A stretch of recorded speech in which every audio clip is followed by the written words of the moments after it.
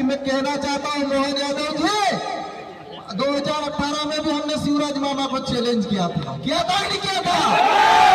मामा आदिवासियों से पंगा मत लो, अगर आदिवासियों से पंगा लोगे तो ये सरकार बनाना भी जानते हैं और गद्दी से नीचे उतारना भी जानते हैं आदिवासी।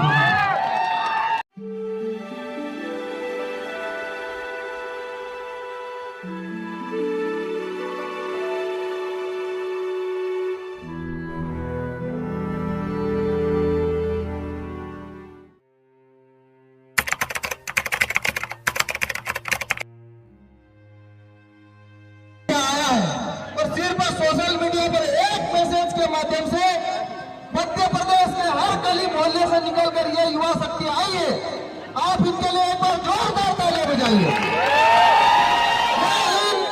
सभी योद्धाओं का मैं तहे दिल से धन्यवाद और आपको नमन करता हूं कि जो बुलडोजर मध्य प्रदेश की भाजपा सरकार ने आदिवासियों के घरों पर चलाए, जो बुलडोजर मध्य प्रदेश के प्रशासन ने आदिवासियों के घरों पर चलाए, और जब बुलडोजर चला रहे थे तो आप देख सकते कि छोटे छोटे बच्चे, मासूम बच्चे, माता बहनें कैसी रो रही थी, लेकिन इस भाजपा सरकार के इस प्रशासन को और इन अधिकारियों को थोड़ी भी तरस नहीं आई। मेरे भाइयों, ऐसी निर्दयी सरकार के खिलाफ, ऐसी तानाशाही सरकार के खिलाफ मध्य प्रदेश का हजारों की संख्या में जो जय आदिवासी युवा शक्ति का युवा आया है और सरकार के खिलाफ जो खुला बिगुल बोला है कि मैं कहना चाहता हूं मोहन यादव जी, 2018 में भी हमने शिवराज मामा को चैलेंज किया था नहीं किया था? मामा आदिवासियों से पंगा मत लो, अगर आदिवासियों से पंगा लोगे तो ये सरकार बनाना भी जानते हैं और गद्दी से नीचे उतारना भी जानते हैं आदिवासी। साथियों, मैं आप सभी के समक्ष ये कहना चाहता हूं, जो बुलडोजर चलाया उन्होंने क्या हमारे आदिवासी अपराधी थे? नहीं थे। ये वो आदिवासी थे जिन्होंने खून पसीना बहाकर जमीन तैयार की, उसको सींचा, उसको ऊंचाई बनाया और आज बड़ी मुश्किल से अपना जीवन यापन करने के लिए आज वहां पर खेती कर रहे थे और उनके घरों को बिना नोटिस दिए। इतनी निर्दयी सरकार कोई हो सकती है क्या? नहीं हो सकती, लेकिन भाजपा की सरकार है। बिना किसी नोटिस के अभी हम उस गांव से आ रहे हैं, उन महिलाओं से, उन बच्चों से, उन पीड़ितों से बात करी। उनका कहना था कि वो 40 साल से इस गांव में रह रहे हैं। कितने सालों से? 40 सालों से रह रहे थे, 3 पीढ़ी से रह रहे थे। और सरकार और प्रशासन कह रहा है कि ये 2015 के बाद इन्होंने घर बनाए, 2015 के बाद आए। ये झूठी भाजपा की सरकार और झूठी भाजपा के अधिकारी, इनके सबके खिलाफ एट्रोसिटी में एफआईआर दर्ज होना चाहिए, होना चाहिए, क्योंकि ये सरकार सिर्फ आदिवासियों को जुल्म करके जंगलों से बेदखल करने का काम कर रही है। वन अधिकार कानून के तहत जब अधिकार दिया गया कि दिसंबर 2005 से पहले जो भी जंगलों में निवास करता आया है, जो भी 3 पीढ़ी से इन जंगलों में रहते आया है, उनको सरकार को पट्टे देना है, उनका मूल अधिकार है, संवैधानिक अधिकार है। लेकिन आदिवासियों को ये सरकार ने पट्टे नहीं दिए।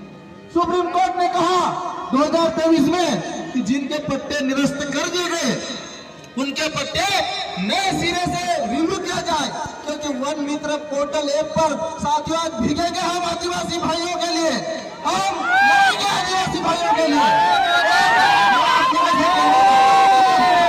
आदेश दिया था कि जो पट्टे सरकार किसी कार्रवाई, किसी कारणवश आदिवासियों के निरस्त हो गए, उन पट्टों को दोबारा रिव्यू करें और मध्य प्रदेश के जो 6 लाख पट्टे आदिवासियों के जो पट्टे निरस्त किए वो पट्टे दोबारा रिव्यू करके दिया जाए।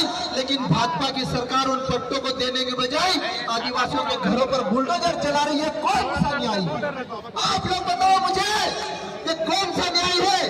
दूसरी एक और बात आता हूँ, यहाँ के कुछ दोगले नेता जो पिछले दरवाजे से चंदा लेते हैं, दोनों पार्टियों से चंदा लेते हैं और आदिवासियों से किस बात का समझौता करते हैं? तो एक घर में 4-4 पत्रे दे दिए तो बोले आंदोलन खत्म हो गया।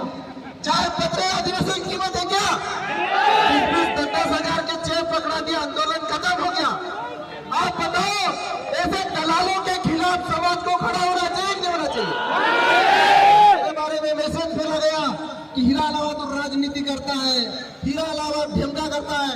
मैं आप लोगों को बता देता हूँ, मुझे खातेगांव में कभी जीवन में चुनाव नहीं लड़ना है, मुझे कोई राजनीतिक पार्टी नहीं बनाना है। मैं समाज का बेटा हूँ और समाज की लड़ाई लड़ने आप लोगों के बीच आया हूँ मेरे भाई।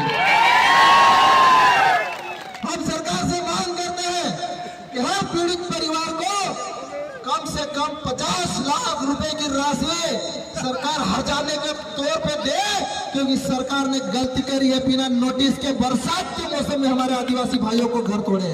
50 लाख मिलना चाहिए कि नहीं मिलना चाहिए? कम से कम 50 लाख। और अगर सरकार नहीं देती है, ये सरकार से भीख नहीं मांग रहे मेरे भाइयों, ये आदिवासियों को अधिकार मिला है संविधान में। आज बताओ, किसी बड़े